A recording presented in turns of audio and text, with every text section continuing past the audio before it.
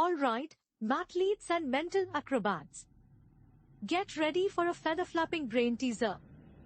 Last year, a rescue center released 40% of admitted birds. This year, for every 10 birds, they released 3 additional birds. Same total admitted. What's this year's release percentage? Wait, additional birds? My brain is doing a barrel roll. Choices. A, 43%. So, a little extra effort. B, 60%. That's a major upgrade. C, 70%.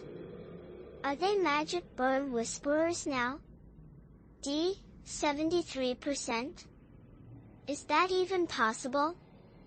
My calculator's crying. Help me, sensei.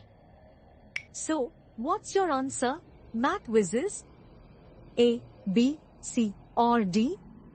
Drop your predictions and your reasoning in the comments below. Let's see who's soaring high.